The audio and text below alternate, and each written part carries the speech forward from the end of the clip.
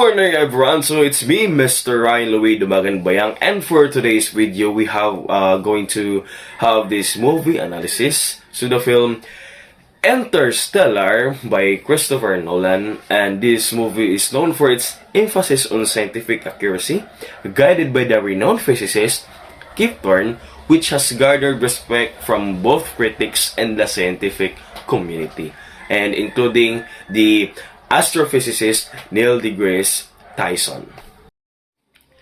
And now in this case, we will search for the relativity concepts depicted in the film, and also identify the specific scientific principles and understand the real-world implications of these concepts.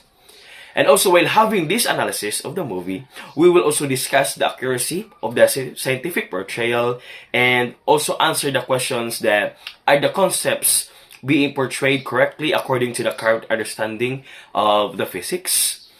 And also, are there any creative liberties taken? And if so, how do this impact the plot and the scientific credibility of the movie? Let's start in the time dilation in Interstellar. According to Einstein's special relativity theory, the greater acceleration of an object, the slower it will move through time. On Earth, where time is slowed by only a few microseconds per day, gravity's pull is smoothest. On the surface of a neutron star, where time is slowed by a few hours per day, gravity's pull is enormous. At the surface of a black hole, time is slowed to a hub, where the gravity is so humongous that nothing can escape, not even light. The concept of slowing time plays a major role in Interstellar. In the movie, the Miller's planet is depicted to be present in a warp space, very close to the black hole Gargantua. Because of this, the pull of the gravity on Miller's planet is enormous. If we apply Einstein's relativity here, we would know that the Miller's planet would experience time at a very slow rate. But here on Earth, the gravity is at modest rate, and the gravitational force of the Sun is also billion times weaker than Gargantua. So, people here on Earth will experience time faster Than of the 3 astronauts on the Miller's planet. And of course, all of the information is brought to you from the book The Science of Interstellar, written by the scientific consultant of the film, Kip Thorne.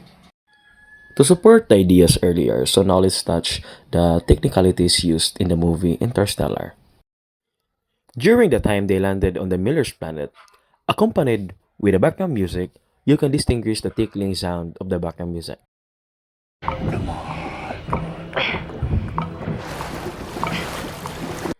This ticking sound is at every 1.25 seconds, and it is explained in the movie that for every 1 hour on Miller is 7 years on Earth.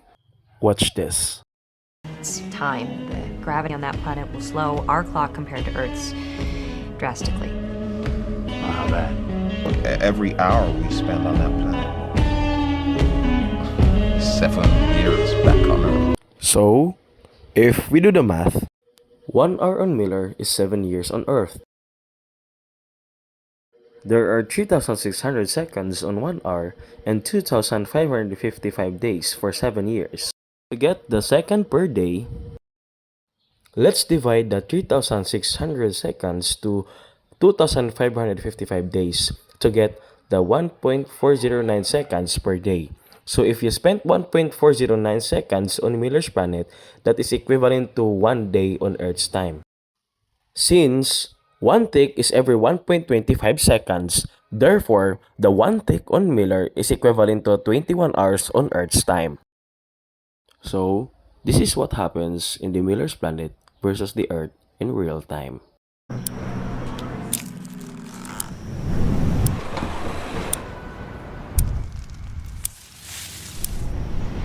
Now let's move on to Murph's age versus Cooper's age. Why does Murph's age so well, while Cooper's age remains the same? Cooper's age appears to remain the same while significant time passes on Earth due to the effects of gravitational time dilation caused by a supermassive black hole Gargantua. According to Albert Einstein's general relativity theory, time dilation occurs in the presence of a gravitational field causing time to pass more slowly in a stronger gravitational fields. This means that Cooper's proximity to Gargantua results in a significant difference in the passage of time compared to Earth, leading to the apparent discrepancy in aging. In addition, as explained, it took them 2 years to travel Saturn from the Earth, while it also took them 23 years on the Earth's time while they landed on Miller's planet. And on their last travel, even if it only took a few minutes based on the proper time, but if we base on the Earth's time, it took 51 years to reach to their destination on their last travel. If, when we do the math, Murph's age was 10 years old when she was left by her father, plus 2 years, plus 23 years, and plus 51 years is equal to 86 years or almost 90 years old, while her father's age is still the same.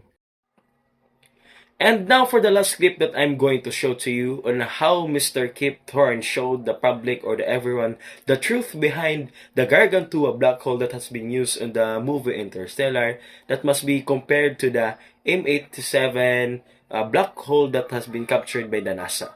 Please watch this. Not quite the same. I've had a number of people email me say, gee, you really got it right. We didn't get it right at all. There's no crossbar here.